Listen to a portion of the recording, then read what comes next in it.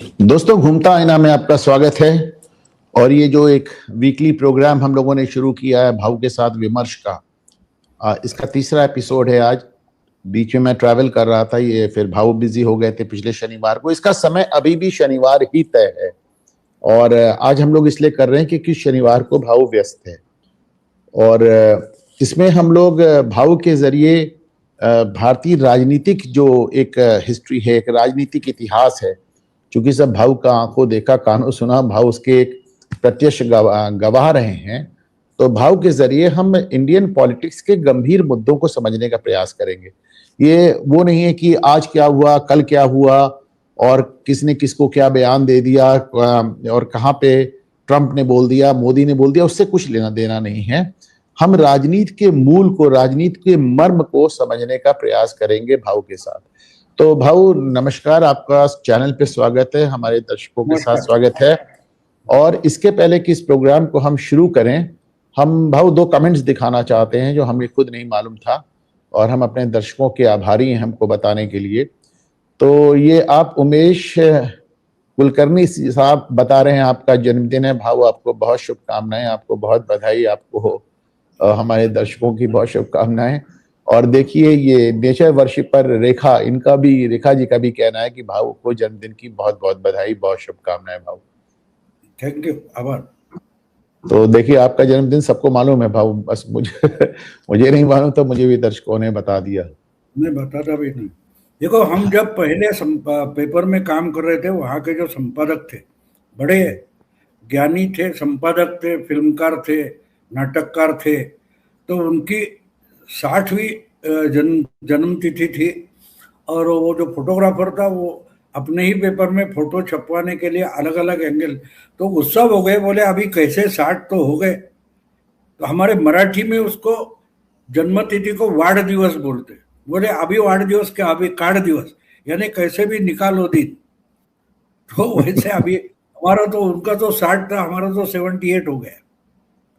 भाऊ आपको मैटर करे ना करे, आपके श्रोताओं को, आपके दर्शकों को आपके जन्मदिन की खुशी है और वो उसको आपके साथ शेयर कर रहे हैं। तो प्यार करते हैं, करेंगे। हाँ, प्यार करते हैं भाऊ, और उनका स्नेह ही सामने आ रहा है। अच्छा, तो आज का दर्शकों जो विषय है, हम अक्सर सरकार के बारे में बात करते रहते हैं, हम लोकतंत्र के बारे में, मेरे तो शो का नाम ये लोकतंत्र करने थे, आप जानते हैं। तो अभी कल भाऊ ने फोन करके मुझे कहा कि बहुत दिन बात किया सरकार के बारे में, अनुपम, हम विपक्ष के बारे में बात करते हैं। मैंने आज जो इसका टाइटल लगाया है कि लंगड़ा लोकतंत्र। लंगड़ा लोकतंत्र मैंने इसको इसलिए कहा क्योंकि लोकतंत्र मूलतः 2 पहियों पे चलता है। वैसे तो लोकतंत्र में आप जानते हैं उसका तीसरा पहिया न्यायपालिका भी होता है, चौथा पहिया मीडिया को भी कहते हैं, लेकिन मूलतः वो 2 पहियों पर चलता है और वो है सरकार और विपक्ष। और खास तौर से लोकतंत्र का जो वेस्टमिनिस्टर मॉडल हमने लिया है, ब्रिटिशर से लिया है, अंग्रेजों से लिया है, चूंकि उन्हीं का हमारे ऊपर शासन था। तो अगर हमने उनका मॉडल लिया है तो फिर हम ये भी देखें कि हम उसको कितनी सफलतापूर्वक चला रहे हैं। इसमें दो राय नहीं है कि ग्रेट ब्रिटेन, इंग्लैंड आज इंटरनेशनल लेवल पे पूरी तरह से फ्लॉप कर चुका है और हम एक बड़ी शक्ति के रूप में उभर के आए हैं। पर इसमें भी दो राय नहीं है कि उनका जो लोकतांत्रिक व्यवस्था है, उनका जो लोकतंत्र है, उनकी जो पार्लियामेंट है, वो हमसे बेहतर परफॉर्म कर रही है, हमसे कहीं बेहतर परफॉर्म कर रही है।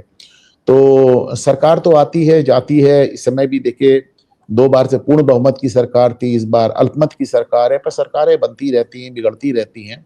परंतु लोकतंत्र में विपक्ष का एक बहुत बड़ा रोल होता है। और भाऊ आज के विपक्ष से निराश और नाराज नजर आ रहे थे, तो इसलिए मैंने इसका नाम रखा लंगड़ा लोकतंत्र। तो भाऊ विपक्ष को हम कैसे डिफाइन करें? एक लोकतांत्रिक व्यवस्था के अंतर्गत हम विपक्ष को की परिभाषा क्या करें, हम उसको समझें कैसे? सरकार तो वो हो गई जो भाई डे टू डे सरकार चला रही है, देश चला रही है, विदेश चला रही है, लेकिन अर्थव्यवस्था चला रही है, कानून व्यवस्था चला रही है। पर विपक्ष को हम कैसे, उसको परिभाषित कैसे करें? देखो, मैं मानता हूं कि सत्ता पक्ष जो होता है वो गाड़ी का घोड़ा या बैल होता है, वो अपनी ताकत पर खींच लेता है, लेकिन उसको ट्रैक पर रखने के लिए गाड़ीवान जरूरी होता है। मैं हमेशा बोलता हूँ, वो जो डॉक्टर राम मनोहर लोहिया थे, उनका मैंने कभी पढ़ा था, तो बोले विपक्ष की जरूरत क्या है, अगर बहुमत मिला है तो मिला है, लोगों ने आपको सत्ता चलाने के लिए चुना है तो आप सरकार चलाइए। तो विपक्ष का काम जो होता है वो जो गाड़ी खींचने वाला है उसको ट्रैक पर रखना जरूरी है। ड्राइवर क्यों होता है, गाड़ी अपने आप चलती है, ड्राइवर गाड़ी चलाता नहीं, उसको ट्रैक पर रखता है। संकट आ जाए तो रोकता है, फिर चलाता है, फिर स्पीड बढ़ाता है।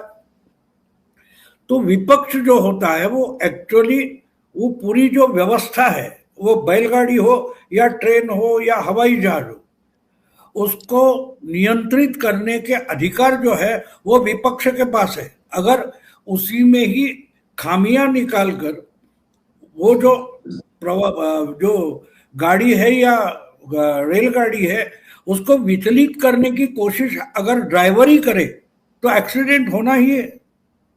तो मैं समझता हूं कि विपक्ष ये लोकतंत्र की बिल्कुल जरूरी बात है, इसलिए मैं दो पहिए बोलता हूं।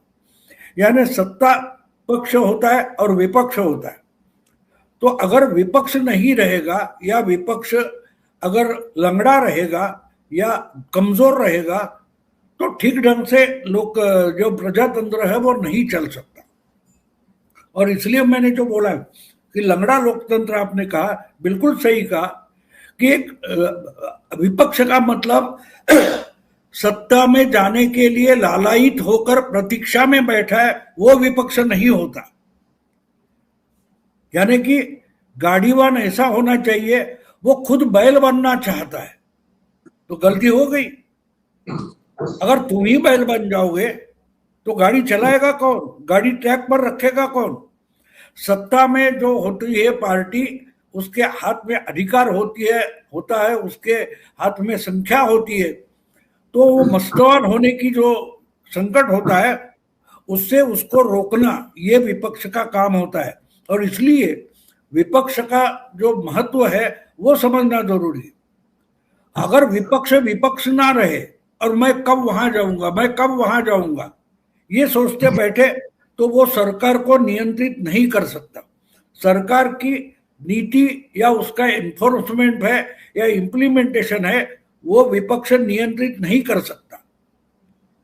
वो बस कब इनको हटाऊं और कब मैं वहां बैठ जाऊं, इस आशा में अगर विपक्ष बैठा है तो वो विपक्ष नहीं है।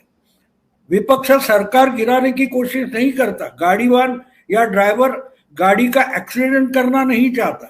जब विपक्ष ये सोचना चाहता है, सोचना शुरू कर देता है कि कितने जल्दी से जल्दी ये सरकार गिराओ, तो वो क्या चाहता है कि एक्सीडेंट हो जाए।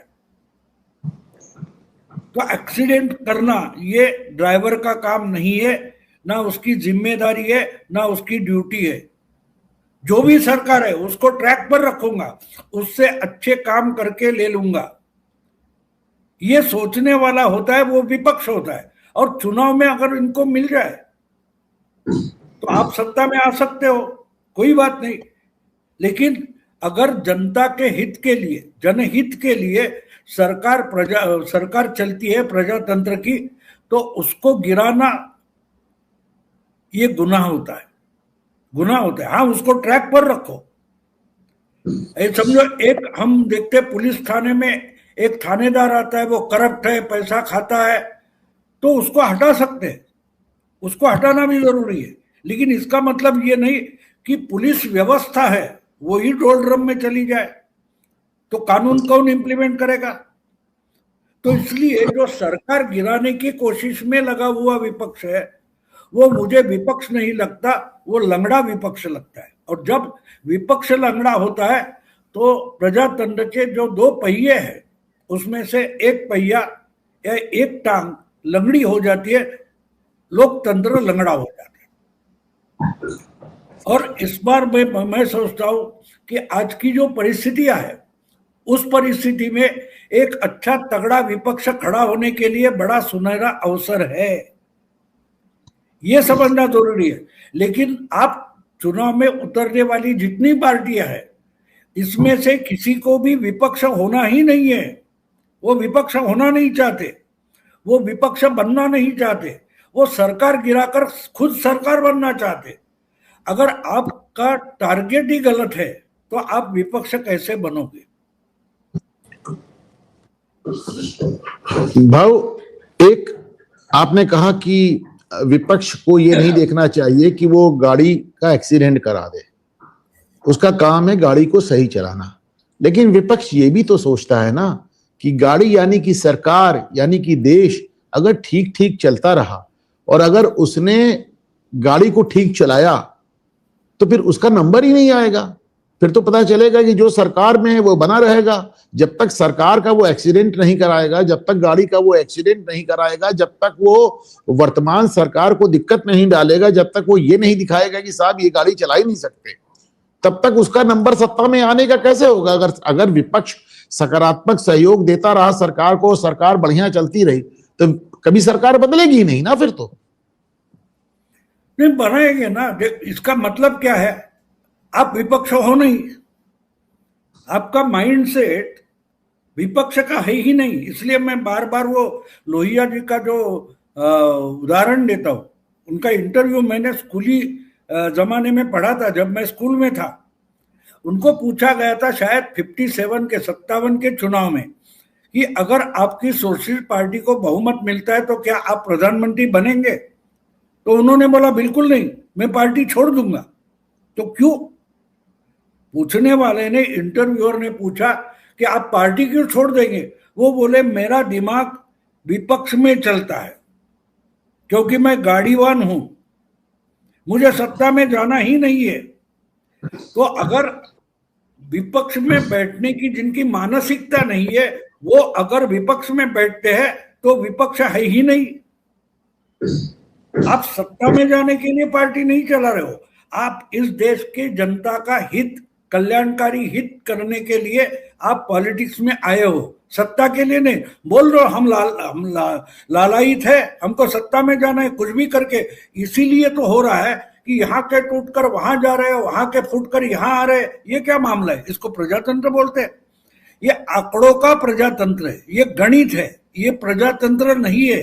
कि भाई हमारे महाराष्ट्र के एक विधानसभा के सभापति हुआ करते थे अरुण गुजराती, उन्होंने 99 में बढ़िया व्याख्या बताई थी। आज की जो हमारी लोकशाही है, प्रजातंत्र है, उसका मतलब मैथमेटिक्स है। भाई मेरे पास 51 है तो तू पूरे के पूरे 100 लेके जा, तुम्हारे पास कितने 49, तो तू 0 है।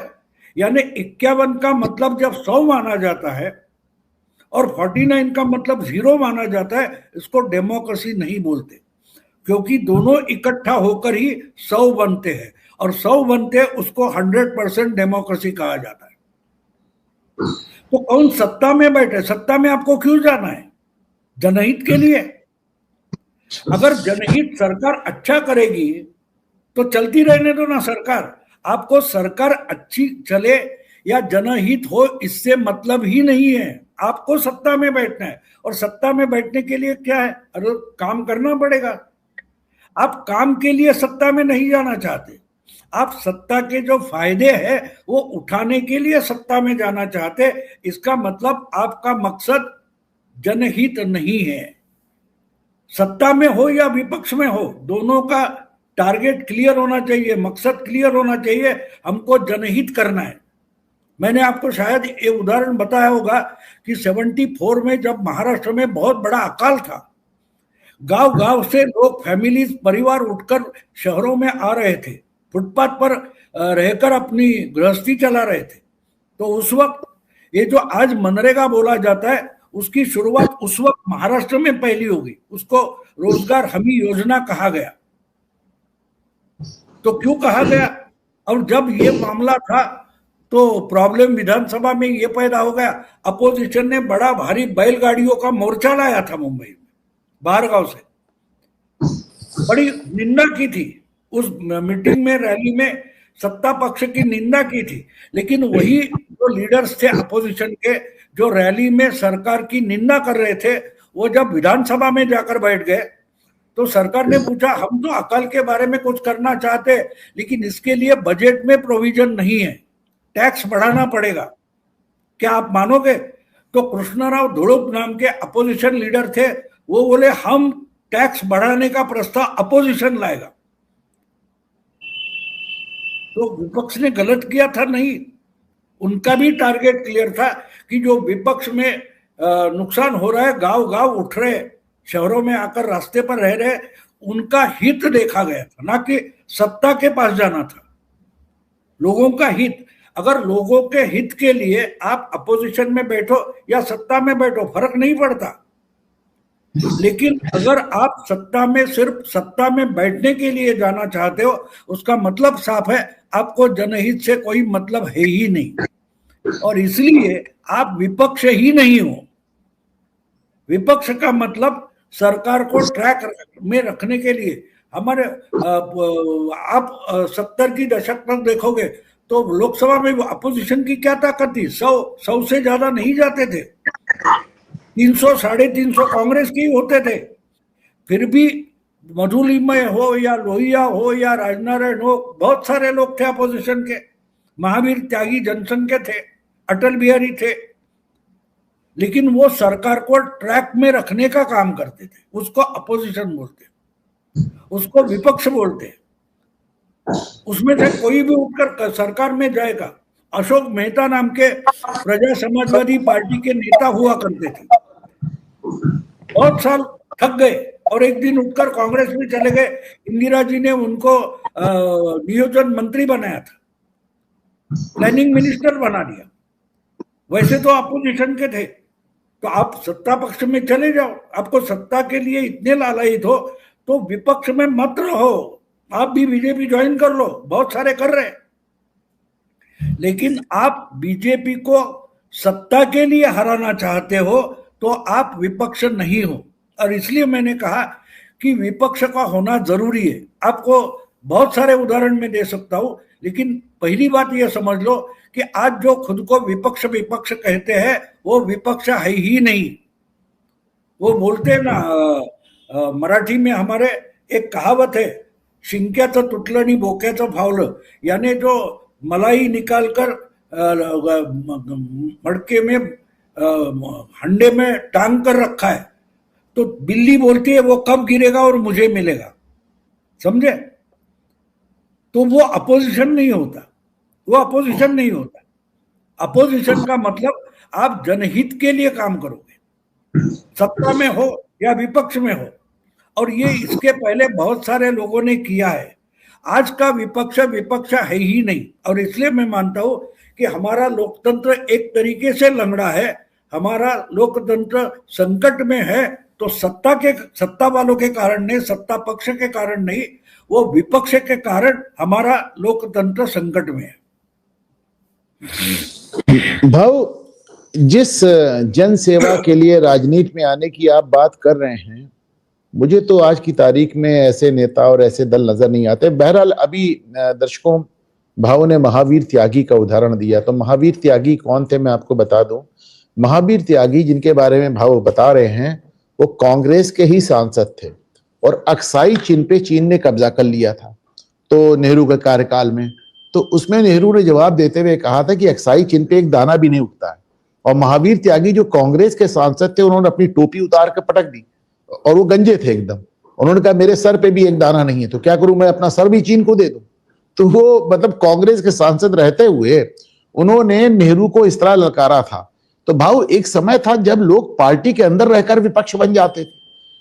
वो भी तो विपक्ष की भूमिका निभाई महावीर त्यागी ने। अभी आपने महावीर त्यागी का जिक्र किया, फिर आप कहते हैं आपने लोहिया को भी सुना, और लोहिया कहते थे कि सड़कें सूनी होती हैं तो संसद आवारा हो जाती है।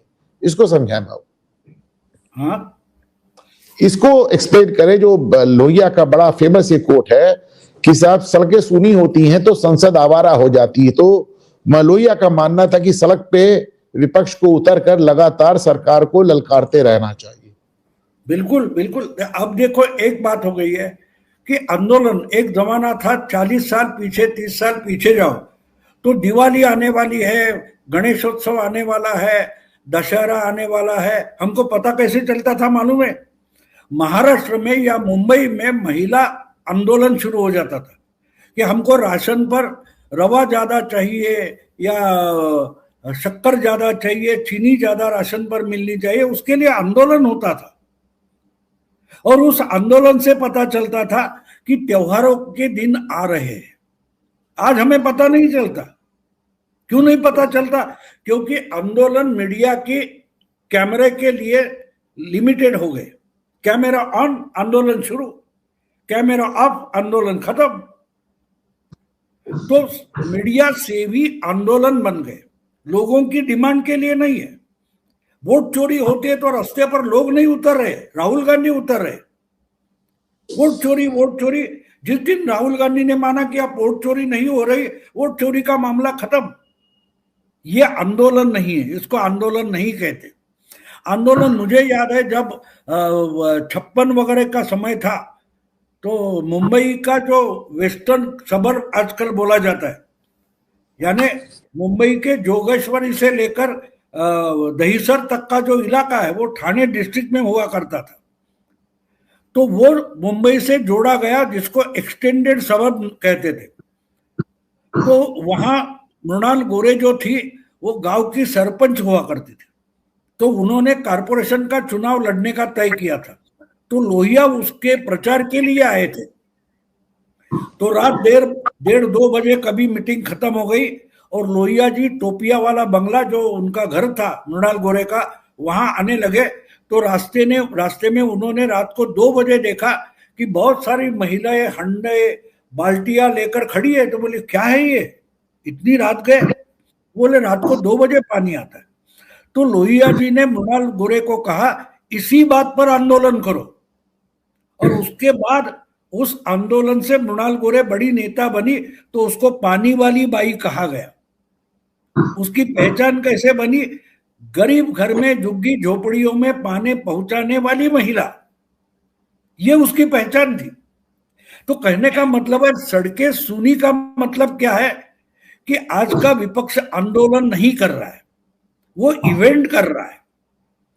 पावर पॉइंट प्रेजेंटेशन दे देंगे, रैली करेंगे, ये सब करेंगे, लेकिन उसमें जनहित है कि नहीं, ये लोगों के मुद्दे है कि नहीं? लोगों के मुद्दे है ही नहीं तो लोग क्यों आपके साथ आ जाएंगे? तो मामला खत्म हो जाता है। और जब आंदोलन ही खत्म हो जाता है तो विपक्ष खत्म हो जाता है। आज अब हम बोल रहे हैं, अभी महाराष्ट्र में जिला परिषद और ब्लॉक चुनाव के नतीजे आ रहे हैं। फिर से तीसरी बार लगातार अपोजिशन का सुपड़ा साफ हो रहा है। क्यों साफ हो रहा है?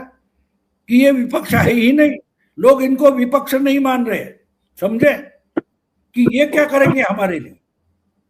हमारे अजीत दादा पवार, जिनकी बुरी तरह से एक्सीडेंटली डेथ हो गई, वो अपोजिशन लीडर थे। अपोजिशन जब उठकर सीधे सत्ता पार्टी में चले गए। बोले सत्ता पार्टी में बैठे बगैर डेवलपमेंट नहीं होती, विकास नहीं होता। मतलब साफ है, मतलब साफ है। आप जनता के मुद्दे लेकर नहीं जाओगे और आपके लिए आंदोलन के मुद्दे कहां से आएंगे? यूनिवर्सिटी में बैठे प्रोफेसर स्टडी करेंगे, रिसर्च करेंगे और आपको मुद्दे देंगे, क्योंकि आपको जनता कहाँ है पता नहीं। आज का जो अपोजिशन है उसको पता नहीं है जनता कहाँ है, और जनता कहाँ है उसका पता नहीं, तो जनता की समस्या समझेंगे कैसे, उस पर आंदोलन कैसे करेंगे?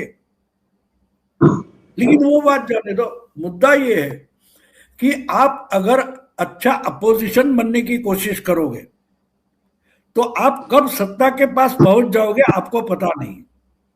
और इसका एक जीता जागता उदाहरण हमारे सामने है। 1984 में जब बीजेपी बुरी तरह से इंदिरा वेव में हार गई, राजीव लहर आ गई, उसमें हार गई। बीजेपी के सिर्फ 2 MP चुनकर आए थे। तब बीजेपी के बड़े नेताओं ने बैठकर तय किया, आरएसएस और बीजेपी ने मिलकर तय किया कि हमको इस देश में कांग्रेस को अल्टरनेटिव अपोजिशन देना पड़ेगा, हमको तगड़ा अपोजिशन बनना पड़ेगा। वो सत्ता के लिए नहीं निकले थे, वो अपोजिशन बनने निकले थे और सत्ता तक पहुंच गए। तो आपको सत्ता भी चाहिए तो अच्छा अपोजिशन बनना पड़ेगा। आपको टेस्ट मैच का क्रिकेटर बनना है तो पहले क्रिकेट तो खेलना शुरू करना पड़ेगा ना। आप डायरेक्ट आ जाओगे तो मैं तो कैप्टन बन जाऊंगा, आपको क्रिकेट क्या होता है, बैट क्या होती है, किसका पता नहीं, और डायरेक्ट आप कैप्टन बन जाते हो। राहुल की समस्या आप समझ रहे हो? आज जो लोकसभा में पार्लियामेंट में अपोजिशन लीडर बन बैठा है, वो कभी कार्यकर्ता भी नहीं था, वो कार्यकर्ता ही नहीं था, उसने कभी आंदोलन किए नहीं, तो अपनी फैंटेसी के आंदोलन चला रहा है। लेकिन वो बात छोड़ दो, मैं जो सुनहरा अवसर बोल रहा हूं ये इसलिए है कि बीजेपी ने ये तय किया था कि हमको अगर देश में सत्ता तक जाना है तो वो दूर की कौड़ी है, आज हमको अच्छा अपोजिशन बनना पड़ेगा, क्योंकि देश में अगर स्पेस खाली पड़ा है तो वो अपोजिशन का स्पेस खाली पड़ा है। जनता दल बना, जनता पार्टी बनी, समाजवादी पार्टी बनी, तृणमूल कांग्रेस बनी, अलग अलग पार्टियां बन रही थी, उनके गठबंधन बन रहे थे, सत्ता को हराने के लिए बन रहे थे, ना कि अपोजिशन पार्टी होने के लिए बन रहे थे। तो बीजेपी ने यह तय किया कि हम तगड़ा विपक्ष बनकर उभरेंगे और इसके लिए शुरुआत की। और उसके बाद पहला चुनाव 89 में आ गया, तो बीजेपी के कुछ 88-89 एमपी चुनकर आ गए। वीपी सिंह प्राइम मिनिस्टर बन गए, बीजेपी के सपोर्ट से बने। बीजेपी सत्ता में शामिल नहीं हुई, बीजेपी और सीपीएम ने वीपी सिंह को बाहर से सपोर्ट किया था। उनके 140 थे, इनके 90 थे, कम नहीं थे, फिर भी सत्ता में हिस्सा नहीं लिया। फिर 91 में सिंगल लार्जेस्ट पार्टी 91 में 2 नंबर की पार्टी बनकर बीजेपी उभरी। जनता दल खत्म हो गया, जनता दल तो खत्म हो गया, उसके 10 टुकड़े हो गए, लेकिन बीजेपी सरवाइव हो गई क्योंकि बीजेपी अपोजिशन पार्टी बनना चाहती थी। बीजेपी ने जो कोशिश की है वो सत्ता में जाने के लिए नहीं की है, शुरुआत उन्होंने अच्छा अपोजिशन बनने की और आपने देखा कि 84 के बाद 96 में उन्होंने सबसे बड़ी पार्टी बनकर उभरे, 13 दिन की सरकार बनाई, अगर नहीं मेजोरिटी बनी अपोजिशन में बैठ गए। 2 साल बाद फिर से चुनाव हो गया, लेकिन वो कहाँ निकले थे? अच्छा अपोजिशन बनने के लिए निकले थे, और उन्होंने समझ लिया था कि अच्छा अपोजिशन बनने के लिए स्पेस खाली पड़ा है, क्यों ना वो ग्रैब करे। भाव, पहली बात तो मैं अपने दर्शकों से कह दूं कि मैं आप लोगों के कमेंट्स भी नोट करता चल रहा हूं और मैं सबके जवाब भी दिलवाने का प्रयास करूंगा। जैसे अल्पना नायर जी हमारी रेगुलर व्यूअर हैं, वो कह रही कि ऐसा कोई राजनेता नहीं होता जो कि राजनीति में केवल विपक्ष की भूमिका निभाने के लिए आए, सत्ता सबको चाहिए, सरकार में सबको आना है। तो अल्पना जी, अभी आपने देखा भाव ने इसका बड़ा अच्छा जवाब दिया। उन्होंने कहा कि आप अच्छा विपक्ष बनिए, जनता आपको खुद ही सरकार में ले आएगी, परंतु पहले आप अच्छा विपक्ष बनकर तो दिखाएं। और देखो, भाव ने आपको एग्जाम्पल दिया, 1980 में भाजपा बनती है, 1989 में 89 सीट ले, 1984 में केवल 2 सीट थी, दूसरे ही चुनावों में 89 सीट आई, परंतु उसने वीपी सिंह की सरकार का समर्थन करते हुए भी सरकार का हिस्सा नहीं बनी। और आप देखें, उसके 10 साल के अंदर उन्होंने अपनी सरकार बनाई और फिर तो बार बार बनती ही रही उनकी सरकार। तो ये भाव का कहना है, विपक्ष में हमेशा के लिए बैठने ना कोई आया है, वो राम मनोहर लोहिया टाइप के लोग थोड़ा अलग। भाऊ, आपकी कभी लोहिया से मुलाकात भी हुई? मुलाकात तो नहीं हुई, लेकिन सुना था, हम पर बच्चे थे ना उस। अच्छा, ओके। तो अभी जैसे डॉक्टर विनय सिन्हा ने भी एक बात कही, मैं देख रहा था, उन्होंने कमेंट किया कि साहब, लोहिया ये भी कहते थे कि जिंदा कौमें 5 साल इंतजार नहीं करती, क्योंकि भाई अगला चुनाव आएगा तब देखा जाएगा। तो जिंदा कौमें 5 साल इंतजार नहीं करती, इसको एक्सप्लेन करें भाव। नहीं, आज तो कर रही है ना, इसका मतलब हमारी कौम मरी नहीं है, हमारा अपोजिशन मरा है, कौम जिंदा है। जहां पॉसिबल है उधर बदली कर देती है, हमने देखा है। लेकिन अगर सरकार अच्छा भी काम कर रही है तो उसको बदलना जरूरी नहीं है। जिंदा कौम है तो उसका दिमाग भी चलता है, वो सोचती है कि अगर सरकार अच्छा काम कर रही है तो उसको कायम रखना चाहिए। ये मेरा वैयक्तिक पर्सनल अनुभव है। मैं आपको बता दूं, 2018 का दिवाली का समय था शायद, हम असम घूमने गए थे और मैं गुवाहाटी से जोरहाट जा रहा था, तो कार से जा रहे थे। तो कार से जाते हुए मैंने हमारे रिश्तेदार वगैरह थे, उनको बोला मुझे एक ठेले पर कुछ खाना है, असम के व्यंजन क्या होते हैं ठेले पर देखना है। तो हम छोटी सी गाड़ी पर कोई था उसके बात कर, तो वो उसने देखकर बातें हमारी सुनकर बोला आप महाराष्ट्र से मुंबई से आए हो? मैंने बोला बिल्कुल। क्या वहां फिर मोदी चुनकर आएगा? तो मैंने बोला क्यों, आप मोदी वाले हो? और बोले बिल्कुल मोदी वाले, मोदी फिर से आना चाहिए। मैंने बोला क्यों आना चाहिए? देखो ये उधर 6 लेन का रोड बन रहा, तो बोला देखो ये रोड बन रहा है, हमारे बाप ने ये ठेला शुरू किया, ये रोड अच्छा बन जाएगा तो हमारा बेटा शायद होटल बनाएगा।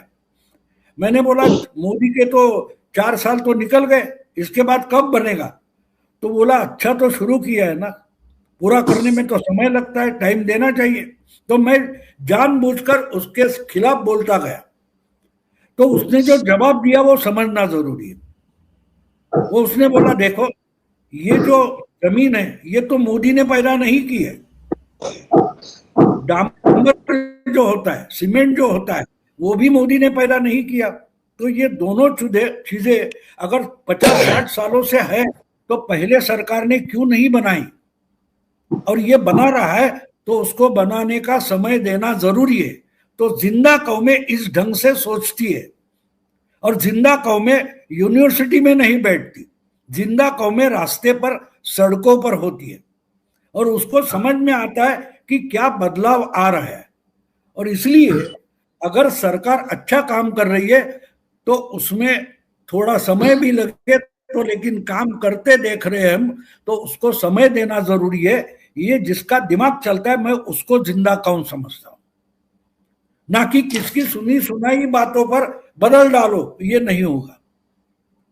तो इसलिए कहने का मतलब ये है कि आपको सत्ता में जाना जरूर है। जो स्कूल में जाता है उसको बोर्ड की एग्जाम पास करनी है, बोर्ड की एग्जाम पास करने के बाद कॉलेज यूनिवर्सिटी जाना है, लेकिन मुझे तो डायरेक्ट कॉलेज में जाना है, बस 5 साल की उम्र है, मुझे जल्दी से कॉलेज में पहुंचना है, तो नहीं पहुंच सकते।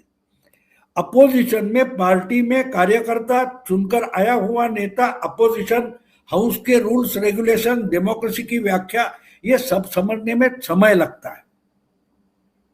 अगर फटाफट हो जाता है तो केजरीवाल बन जाता है। 10 साल उसको भी समय दिया जनता ने, क्या किया उसने? वो इतना जल्दबाजी में था कि इंसान की उम्र कम से कम 60 साल होती है, इसका भी इनको पता नहीं है। इतनी जल्दबाजी नहीं होती, तो आपको मैच्योर भी होना पड़ता है। और इसलिए आपको विपक्ष में, मैं और एक अच्छा उदाहरण देता हूं। मुझे याद है मैं मार्मिक का संपादक था शिवसेना का, जो उस वक्त का मुखपत्र था। तो उस वक्त ये आज संभाजीनगर बोलते हैं, औरंगाबाद डिस्ट्रिक्ट, तो औरंगाबाद में जो नगर पालिका थी उसका कॉरपोरेशन बन गया था, और पहला चुनाव मुंबई से दूर जाकर शिवसेना पहला चुनाव लड़ी, तो वो औरंगाबाद का लड़ी थी। और एक हमारा म्हात्रे, दिलीप म्हात्रे करके शिवसेना का अच्छा कार्यकर्ता था, वो बैंक में काम करता था, अधिकारी था, और उसकी पूरी पेड लीव शिवसेना के ऐसे चुनाव में जाती थी। तो वो जाकर 1.5 महीना वहां रुका था, और वो उसमें कुछ 60 में से 27 शिवसेना के आ गए, और पहली बार चुनाव लड़कर सबसे बड़ी पार्टी बन गई। तो वो लौट कर आया था, तो मुझे मिलने आया था ऑफिस में, और उसने एक बड़ी बात मुझे बताई। बोले भाऊ, हम तो सबसे बड़ी पार्टी बनकर उभरे, लेकिन कम से कम 1 या 2 साल हमारा मेयर नहीं होना चाहिए। मैं तो चकित हो गया। मैंने बोला यार तूने इतनी मेहनत की है और तू ही बोल रहा है पार्टी का मेयर नहीं होना चाहिए?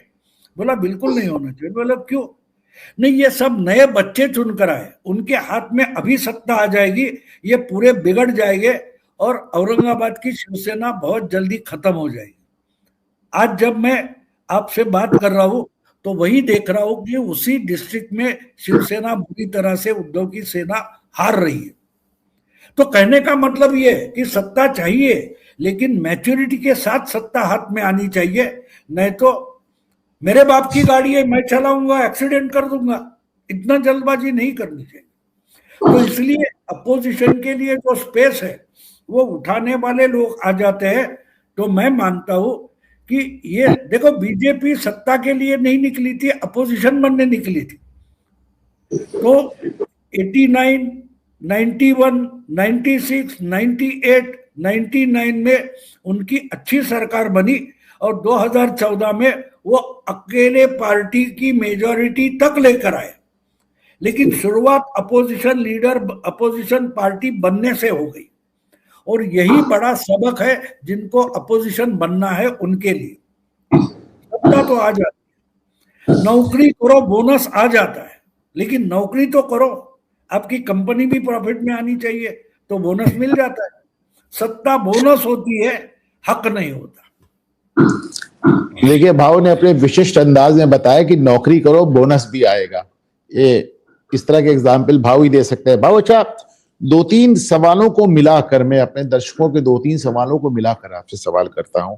जैसे शिरीष जी का कहना है कि राहुल गांधी चूंकि मुख्य विपक्षी नेता है, इसलिए उनके नाम से कह रहे हैं कि उनको जो काम संसद में करना चाहिए वो सड़क पे करते हैं, संसद में बहस करनी चाहिए, सड़क पे बहस करते हैं, और जो काम सड़क पे करना चाहिए, प्रदर्शन, वो संसद में करते हैं। तो संसद का काम सड़क पे और सड़क का साथ। मुझे अच्छा लगा शिरीष जी का कमेंट।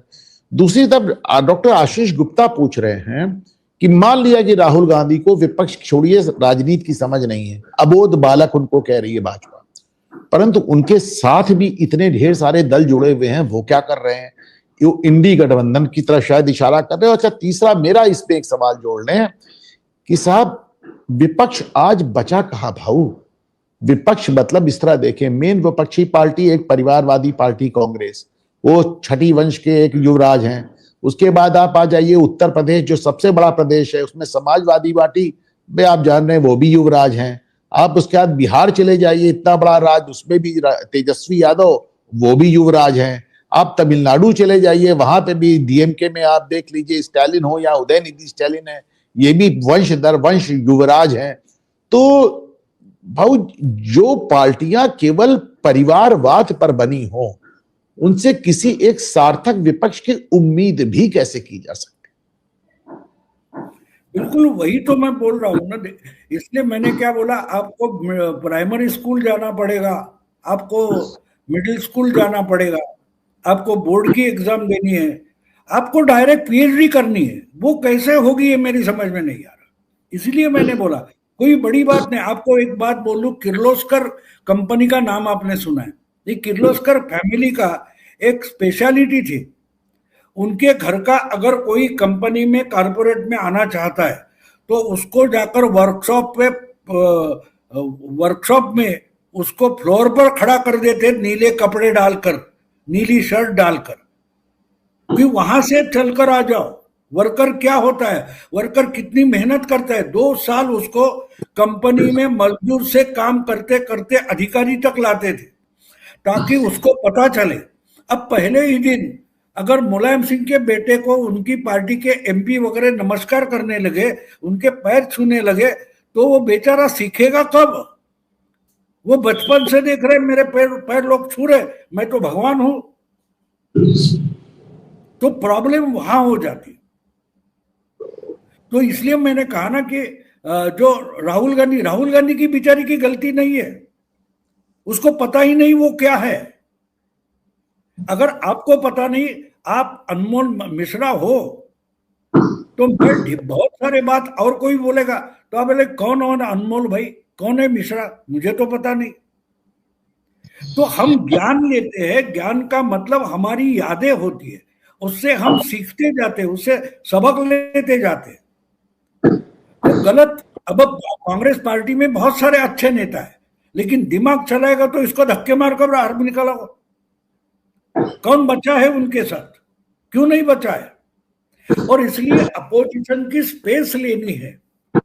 आपको एक बात बोलूं, जिन्होंने सवाल पूछा है उनको इंटरनेट में जाकर एक जलसा घर नाम की फिल्म है, सत्यजीत रे की, जलसा घर। तो ये जागीरदार के तीसरे चौथे पीढ़ी के जो है, उनका पुरानी हवेली है, उसमें जलसा घर है। और एक गांव का एक लड़का गांगुली नाम का कोई, वो कोलकाता में जाकर बिजनेस करता है, बहुत पैसा कमाता है, और गांव में आकर एक हवेली बनाता है, और हवेली में जलसा घर होता है। उस जलसा घर में नाच गाने का कार्यक्रम रखता है, और जागीरदार जो है वंशज उनको बुलाता है कि आप नहीं आएंगे तो शोभा नहीं होगी। तो वो आ जाते हैं, और वो इतने जल जाते हैं उससे, उनको दुख होता है कि ये कल का लड़का, तो वो अपनी हवेली गिरवी रखकर अपने हवेली में जलसा आयोजित करते हैं और दूसरे दिन आत्महत्या करके मर जाते हैं। कांग्रेस की हालत आज वो है। आप समय के साथ बदलना नहीं चाहते तो क्या होगा? कांग्रेस को अच्छे नेता हो सकते हैं ना, उसको देखो ममता बनर्जी क्या है, ममता बनर्जी तो कांग्रेस है, वो कांग्रेस से हट गई, उन्होंने वहां तृणमूल कांग्रेस नहीं कांग्रेस रिवाइव की है। वाईएसआरसीपी कांग्रेस क्या है? कांग्रेस का ही टुकड़ा है। शरद पवार की कांग्रेस क्या है? जो कुछ उन्होंने बचाई है वो उन्होंने बचाई है, वो कांग्रेस ही है। लेकिन उन्होंने गांधी परिवार से नाता तोड़ा और अपनी जगह की कांग्रेस बचा लिए। तो कांग्रेस को फिर से पुनरुज्जीवित करना है, तो जो कोई ऐसा तगड़ा नेता होगा उसको सामने आना होगा। और शिवसेना देखो, उद्धव ठाकरे गलत रास्ते पर निकल गए थे, एकनाथ शिंदे ने कांग्रेस शिवसेना बचा ली है, समझा? वो तो ठाकरे नहीं है, एकनाथ शिंदे ठाकरे नहीं है, फिर भी शिवसेना को बचा पाए। आज जो कॉरपोरेशन में जीत गए, अभी भी जो जिला परिषद के चुनाव के नतीजे आ रहे हैं उसमें ठाकरे 7वें नंबर पर पहुंचे और एकनाथ शिंदे दूसरे नंबर पर है। उसका मतलब क्या है? उन्होंने उद्धव से गद्दारी नहीं की है, बाला साहब की शिवसेना बचाई है।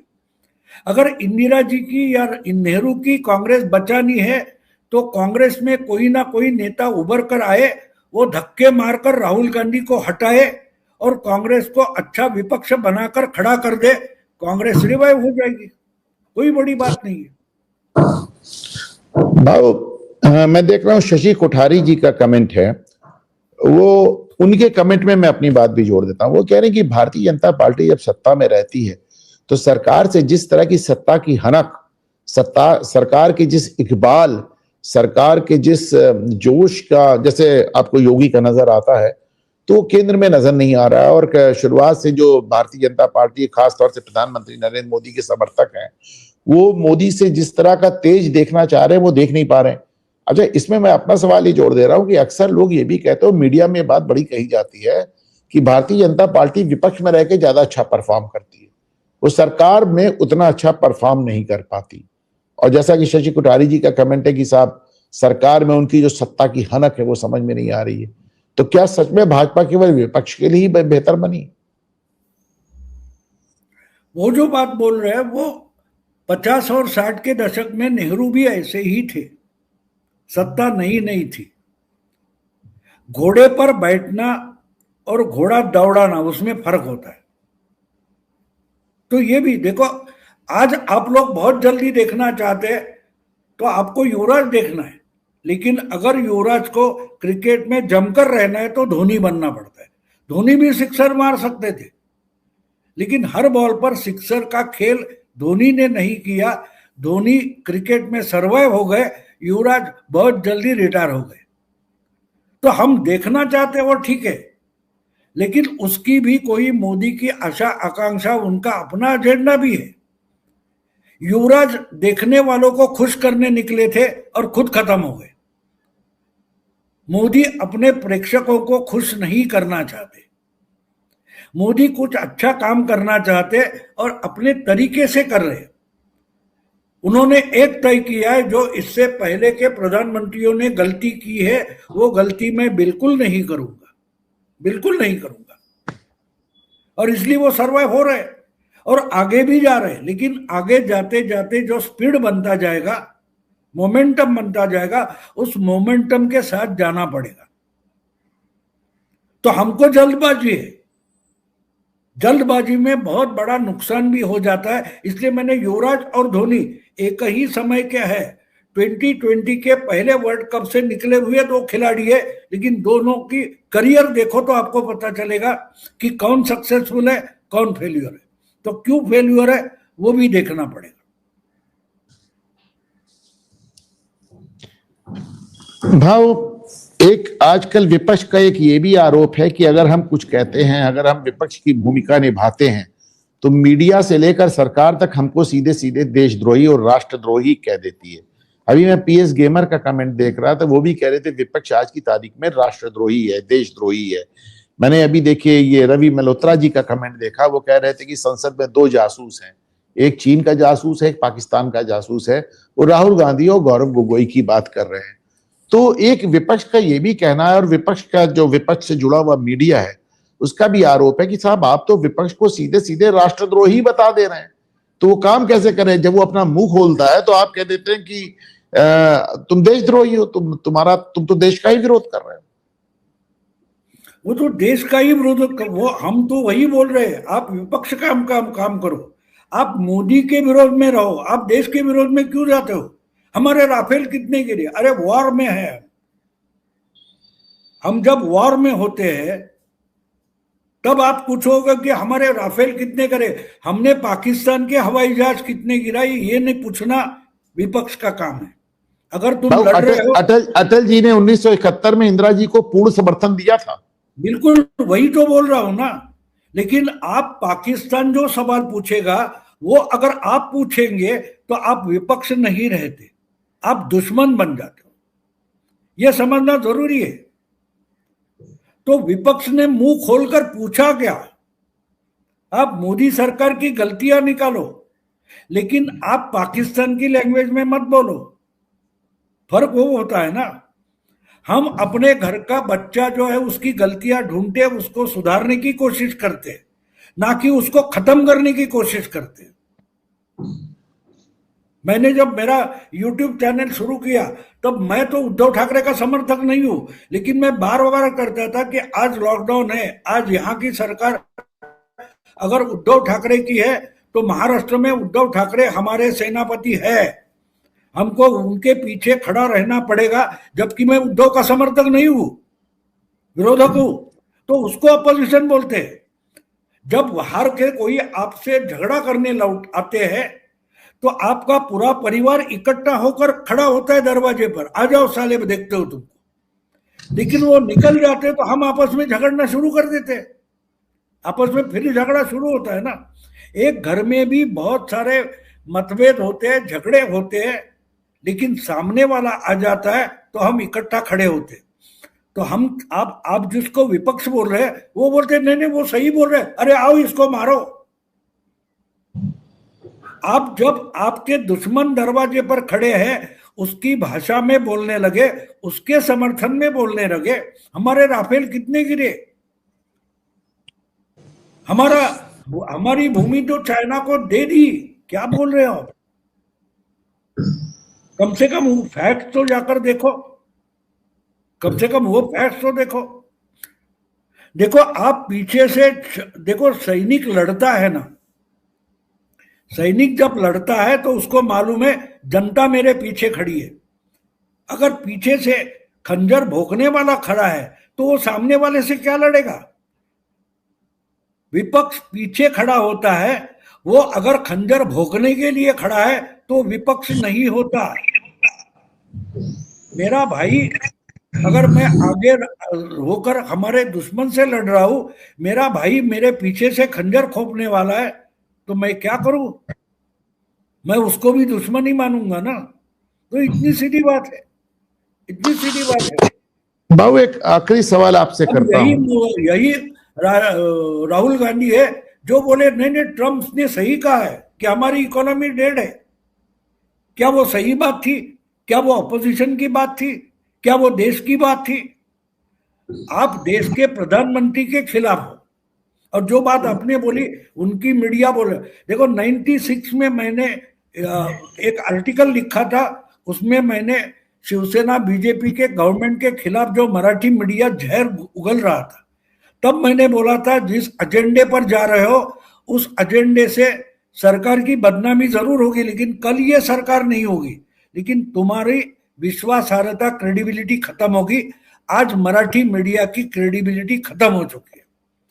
शिवसेना और बीजेपी तो टिके हुए, 2 चुनाव हारे, तीसरे चुनाव में वापस आ गए, लेकिन मराठी मीडिया खत्म हो गया। तो अपोजिशन का मतलब आप दुश्मन नहीं हो, क्योंकि जो भी कुछ होगा कल सरकार आपकी बनेगी, तब देश तो आपके हाथ में होना चाहिए। जिस पर राज करोगे वो देश तो होना चाहिए। आप मोदी को हटाने के लिए देश डुबोने को निकलोगे तो आप दुश्मन होते हो, आप विपक्ष नहीं होते। भाव, एक सवाल जो बहुत देर से लोग पूछ रहे हैं वो थोड़ा सा विषयांतर हो जाएगा, लेकिन आखिरी सवाल के रूप में मैं आपके सामने वही रखता हूं, क्योंकि जैसे माना जा रहा है कि खासतौर से यूजीसी गाइडलाइंस को लेकर और इस जो समाज में तथाकथित सवर्ण है, जिनको सवर्ण कहा जाता है, अपर क्लास कहा जाता है, उनको लेकर लोगों को सीधे सीधे प्रधानमंत्री नरेंद्र मोदी से बड़ी नाराजगी नजर आ रही है। और इसी में एक सवाल मैं आपसे और जोड़ लेता हूं, चूंकि आज विपक्ष पे विमर्श हो रहा है, तो मीडिया को भी माना जाता है कि साहब वो विपक्ष की भूमिका उसको निभानी चाहिए। माना जाता है कि मीडिया विपक्ष की भूमिका निभाए और मीडिया सरकार के स्तुति वंदन में अपना समय ना खर्च करे। तो एक आरोप हमारे जैसे लोगों पे भी आता है कि साहब आप तो सरकार से उस तरह का सवाल कर नहीं पा रहे। हालांकि मैं पूरा प्रयास करता हूं कि राज्य और केंद्र सरकारों से अपने सवाल करता रहूं। और दूसरी तरफ जो ये जैसे इन्होंने टैक्सन ने कहा, और दूसरे ये कि साहब कई लोगों ने आज कमेंट किया है कि खास तौर से कास्ट एंगल को लेकर, क्योंकि एक तरफ भाजपा कहती है कि सब हिंदू हैं, दूसरी तरफ वो जातिगत आधार पर जिस तरह उसने फैसले लिए हैं, चाहे वो कास्ट सेंसस हो, चाहे यूजीसी की गाइडलाइंस हो, चाहे खास वर्गों के लिए खास योजनाएं हो, सवर्णों का ध्यान न रखना हो, तो ये तमाम चीजों को लेकर मोदी से एक बड़ी नाराजगी नजर आ रही। भाव, थोड़ा विषयांतर अवश्य होगा, लेकिन आप बताएं कि आप मोदी को कितना नुकसान होता देख रहे हैं इसके चलते, क्योंकि मेरे पास कमेंट्स की झड़ी लग जाती है हर बार। और दूसरे, ये नाराजगी कितनी जायज है, ये नाराजगी कितनी सही है, और दूसरे सही हो या गलत हो, आप मोदी को कितना नुकसान होते व्यक्तिगत रूप से देख रहे हैं? देखो, गलत फहमियां फैलाना ये तो मीडिया का काम नहीं है। अगर मीडिया वो काम कर रहा है तो वो मीडिया है नहीं, वो एजेंडा जर्नलिज्म बन जाता है। आप किसी को प्रमोट कर रहे हो, किसी की बदनामी कर रहे हो। अब आपको एक बात बता दो कि पहली बार ऑपरेशन सिंदूर चल रहा था तो हमारे जनरल जो थे वो प्रेस कॉन्फ्रेंस में उन्होंने कहा कि हमारी सब राफेल सुरक्षित वापस आ गई, कोई भी पायलट का नुकसान नहीं हुआ है। हाँ, लेकिन पहले दिन हमारी कुछ गलतियां हो गई, बस ये बोल दिया तो खत्म। तो इसलिए इंफॉर्मेशन ही ना दो, ये अच्छा होता है।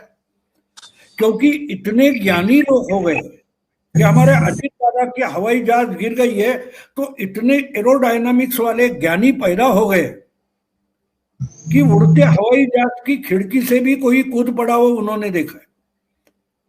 तो ऐसे ज्ञानी लोग होते हैं, वहां अक्सर प्रजातंत्र फेल हो जाता है।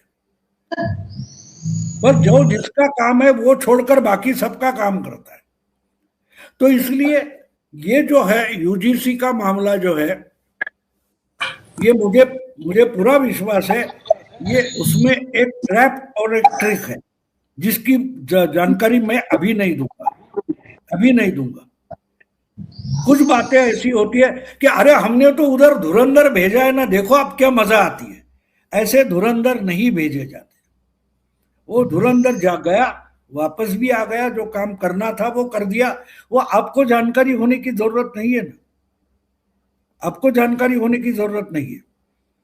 हम सवाल पूछते रहेंगे, अरे कभी जवाब भी देने की तैयारी रखो। तो एक बात ये होती है कि आप जब ये यूजीसी का मामला है ना, वो मुझे मैंने अभी 2 महीने हो गए, मैंने उस पर कोई भाष्य नहीं किया है, क्योंकि मुझे गारंटी थी कि ये सुप्रीम कोर्ट में जाकर लटक जाएगा। अगर गुज्जर आरक्षण लटक गया, अगर पटेल आरक्षण लटक गया, मराठा आरक्षण लटक गया, तो ये भी लटकेगा।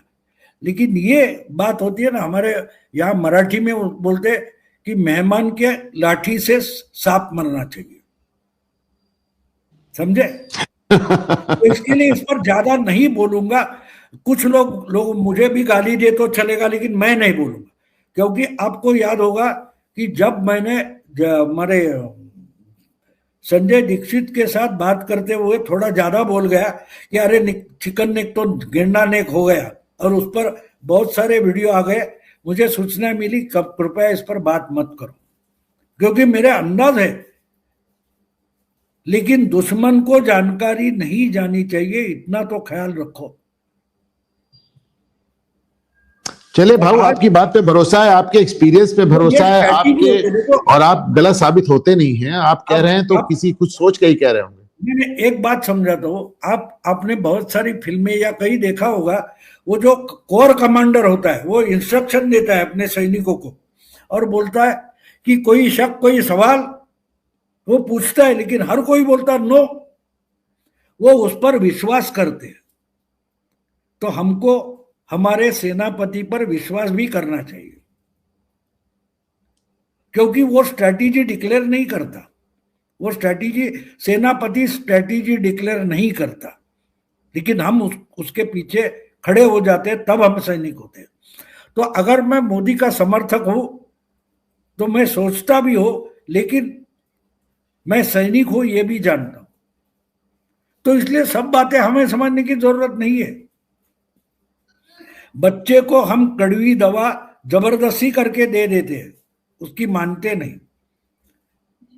तो ये बात आप समझ लो, उसमें ज्यादा बोलना अच्छा नहीं है, क्योंकि ये कुछ भी कानून हो व कुछ भी हो, वो सुप्रीम कोर्ट में जाकर 1 महीने, कुछ 3 हफ्ते हो गए, लटक गया ना। वो लटक नहीं वाला था, मुझे मालूम था क्या होने वाला है। आपको लगता है ये लटकाने के लिए लाया गया था? लटकाने के लिए लाया गया था? नहीं नहीं, लटकाया किसने? सरकार ने नहीं लटकाया है, सुप्रीम कोर्ट ने लटकाया। तो लेकिन फिर भी भाव, मैंने आपसे पूछा था कि आपको राजनीति इससे आपको मोदी का नुकसान होता नजर आ रहा है इसमें, क्योंकि लोगों की बिल्कुल नाराजगी नुकसान नहीं बहुत ज्यादा होगा, है भाव, बिल्कुल नहीं बहुत नुकसान होगा, नाराजगी है। कुछ नुकसान नहीं होगा, कुछ नुकसान है। और अभी अभी जो चुनाव हुए उसके सामने आपको दिखाई देगा, 2 डेढ़ महीने में बंगाल होने वाला है। बंगाल में आपको, अभी महाराष्ट्र में लगातार चुनाव हुए, यहां भी यूजीसी का प्रचार किया गया, क्या हुआ? क्या होता है मालूम है, जितनी जानकारी हमको चाहिए बस वहां रुके रहो, उससे ज्यादा आगे मत बढ़ो। कमेंट्री बॉक्स में बैठकर टेस्ट मैच जीते नहीं जाते। तो खेल रहा है उसको खेलने दो। सचिन तेंदुलकर या गावस्कर को, विराट कोहली को हम क्रिकेट नहीं सिखाएंगे भाई। चलिए ठीक है भाऊ। एक चलते चलते सवाल, एक अनिल कुमार सिंह जी ने शुरुआत में किया था। कल यहाँ पर अजीत पवार जी की अस्थियां आई थी, उनका परिवार लेकर आया था, और बड़े खामोशी से उन्होंने मीडिया के किसी भी सवाल का जवाब दिए बगैर अस्थि विसर्जन कर दिया। मैं देखकर दंग था कि साहब, कल अजीत पवार को लेकर यहाँ पर बहुत ढेर बड़े बड़े होर्डिंग्स वगैरह भी लगे थे। तो ये अनिल कुमार सिंह जी का प्रश्न था, और जो उन्होंने प्रोग्राम की शुरुआत में ही लिख के भेजा था कि भाव, जब भी अजीत पवार का जिक्र करते हैं तो उन्हें अजीत दादा कहते हैं। तो ये अजीत दादा वाला क्या मामला है? क्योंकि वो हर जगह मैंने देखा अजीत दादा लिखा जाता है, आप भी अजीत दादा कहते हैं, तो ये दादा वाला क्या? दादा कुछ नहीं, जैसे मैं भाऊ, भाऊ का मतलब भाई होता है, दादा का मतलब बड़ा भाई होता है। तो वो शरद पवार के नेक्स्ट जनरेशन में सबसे पहला बच्चा था, तो ओके। पीछे वाले बच्चे उसको दादा बोलते थे, इन्हें बड़ा भैया, बड़े भैया से ज्यादा। तो वो हो जा, अभी देखो मेरा नाम असलियत में बड़े, सुप्रिया का दादा, सुप्रिया का दादा था, घर में होता। मेरा देखो, मेरा नाम भाऊ, बहना हमारी बोलती थी, तो हमारी बिल्डिंग के जो बाकी के बच्चे थे वो बोलते थे। उसमें से 2 मेरे कॉलेज में मेरे साथ थे, तो वो कॉलेज में भी मुझे भाऊ बोलते थे, तो बाकी दोस्त बन गए, वो भी भाऊ बोलने लगे। तो आगे चलकर पत्रकार बना तो वही भाऊ तोरसेकर नाम लग गया। असलियत में मेरा नाम तो गणेश तोरसेकर है, लेकिन वो लग गया। तो पब्लिकली जो नाम लिया जाता है वो पकड़ा जाता है, उससे ज्यादा और कुछ नहीं। एक चीज और भाऊ, ये आप कब तक इस देश में, ये जैसे लालू का परिवार है और ये मुलायम का परिवार है, तो कांग्रेस का परिवार है, तो डीएमके करुणानिधि का परिवार है, तो ये परिवारवादी विपक्ष कब तक चलेगा? आपको क्या लग रहा है भाऊ? ये मतलब हमेशा ऐसे चलता रहेगा कि आने वाले दिनों में आप ये परिवारवादी राजनीति में कुछ कमी आते देख रहे हैं? देखो, प्रजातंत्र में जनता सबसे ऊपर होती है। जो बुद्धिजीवी वर्ग ने बहुत पहले करना चाहिए था वो नहीं किया, वो आम जनता कर रही है, हम देख रहे हैं। महाराष्ट्र में अगर उद्धव ठाकरे पवार पीछे पड़ गए, देवेगौड़ा का परिवार, प्रकाश सिंह बादल का परिवार, लालू यादव का परिवार, जनता कर रही है ना। मैं हमेशा एक बात चिंतन के तौर पर मेरी एक थियरी करके बताता हूं, इस दुनिया में बुद्धिजीवी प्रॉब्लम पैदा करते हैं और अनाड़ी वो सॉल्व करते हैं। तो जनता सॉल्व कर रही है, आप उस पर चर्चा मत करो। जनता अपने तरीके से सॉल्व करे। अगर मल्टी पार्टी सिस्टम है, उसको 2 पार्टी सिस्टम में लाने का इनिशिएटिव हमारे वोटर ने लिया है, किसी बुद्धिजीवी ने नहीं लिया। तो बाबू अगली बार हम इस पे भी बात करेंगे कि मल्टी पार्टी सिस्टम बेहतर है या 2 पार्टी सिस्टम बेहतर है, क्योंकि मैं बहुत ढेर सारी समस्याएं हैं ये मल्टी पार्टी सिस्टम के बारे में, इसको इससे भी होते देख। हम आने वाले दिनों में मल्टी पार्टी सिस्टम या 2 पार्टी सिस्टम, इसके अलावा सारे प्रदेशों में एक साथ चुनाव कराना बेहतर होगा कि अलग अलग, इसके अलावा क्या भारत में राष्ट्रपति व्यवस्था प्रधानमंत्री व्यवस्था से ज्यादा अच्छी साबित होगी, ये तमाम इश्यूज हैं जिनको हम आने वाले एपिसोड्स में लेते रहेंगे। आज 1 घंटे से ऊपर हो गया है। भाऊ आप आए, आपका बहुत धन्यवाद। लेकिन इस बार हम लोग शनिवार को इसको कंटिन्यू करेंगे। और भाऊ एक बार फिर अपनी तरफ से, घूमता आईना की तरफ से, हमारे पूरे परिवार, चैनल के परिवार की तरफ से आपको आपके जन्मदिन पर बहुत शुभकामनाएं। भाऊ आप शतायु हों और आप हम सब के साथ ऐसे हम लोग को गाइड करते रहे। नमस्कार।